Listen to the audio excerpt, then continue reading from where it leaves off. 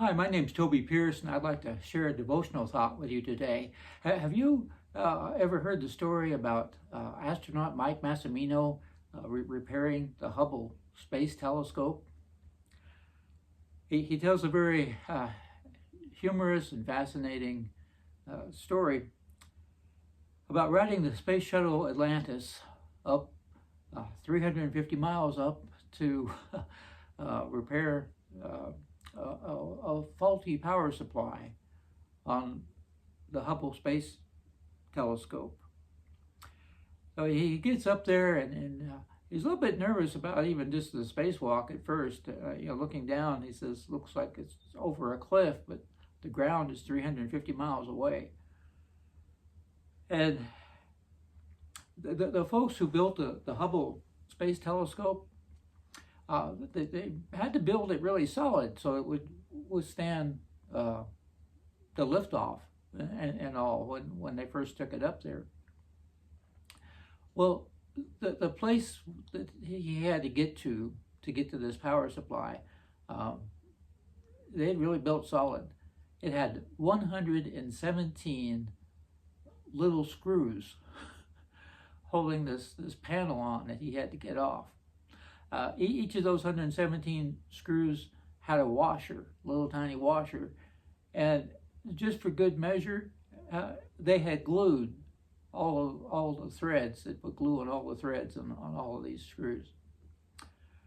Well, so he gets up there, and then there's another piece of equipment that's in front of the panel that he has to take off. It's just a handrail. It's got 4 screws on it. He takes the first 3 off, no problem. The fourth one, as he's trying to take it off, he realizes that the tool he is using is turning, but the screw is not. It's stripped. Well, that would be kind of a hard situation if you were at home in your garage. But he's way up there in space, and he's trying different things, and he's taking much longer than had been expected. Even had to go back and refill his oxygen at one point. And he's looking around trying to figure out, how do I do this, and who can help me? And the people inside the space shuttle, they don't have their suits on. Nobody can come out and help him with that. He looks down at the Earth. Billions of people down there, but they're so very far away, and he feels so very detached, so very alone, so very far away from everybody. Well, he does finally get the job done and returns home, and he realizes later there was his family. They were able to watch him on the NASA TV, and they're pulling for him. And the people inside the space shuttle were pulling for him and trying to help figure out what to do. And NASA ground crews all over were working on the problem and helping him through it. He gets home, gets to his neighborhood, and his neighbors have decorated the place, and his yard is filled with American flags and everything. And he realizes that here at this time that he felt so very alone, there were more people than he could count pulling for him. Well, it reminds me a little bit of the account in Acts chapter 12, when Peter's in prison and no doubt feeling very alone. Acts chapter 12, beginning in verse 1. About that time, Herod the king laid violent hands on some who belonged to the church. He killed James, the brother of John, with a sword, and when he saw it pleased the Jews, he proceeded to arrest Peter also. This was during the days of unleavened bread, and when he had seized him, he put him in prison, delivering him over to 4 squads of soldiers to guard him, intending after the Passover to bring him out to the people. So Peter was kept in prison, but earnest prayer was made for him to God by the church. Now when Herod was about to bring him out, on that very night, Peter was sleeping between two soldiers. bound with 2 chains, and sentries before the door were guarding the prison. And behold, an angel of the Lord stood next to him, and light shone in the cell. He struck Peter on the side and woke him, saying, "Get up quickly." And the chains fell off his hands.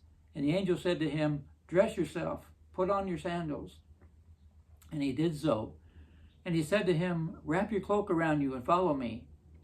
And he went out and followed him. He did not know that what was being done by the angel was real, but thought he was seeing a vision. When they had passed the first and second guard, they came to the iron gate leading to the city. It opened for them by its own accord, and they went out and went along one street, and immediately the angel left him. When Peter came to himself, he said, "Now I am sure that the Lord has sent his angel and rescued me from the hand of Herod and from all that the Jewish people were expecting." When he realized this, he went to the house of Mary, the mother of John, whose other name was Mark, where many were gathered together and were praying. And when he knocked on the door of the gateway, a servant girl named Rhoda came to answer. Recognizing Peter's voice and her joy, she did not open the gate, but ran in and reported that Peter was standing at the gate. They said to her, "You were out of your mind." But she kept insisting that it was so, and they kept saying, "It is his angel." But Peter continued knocking, and when they opened, they saw him and were amazed. In prison, Peter no doubt felt very alone. But the disciples were gathered together praying for him. And God was with him too. And there are people at Northeast praying for you. And God is with you even in your loneliest moments. Psalm 16 and verse 8 says, "I have set the Lord always before me. Because he is at my right hand, I shall not be shaken." And the Apostle Paul recognized this too, as he says in 2 Timothy 4 and verse 17. With all the things that Paul went through, and yet he writes to Timothy and he says, "But the Lord stood by me and strengthened me."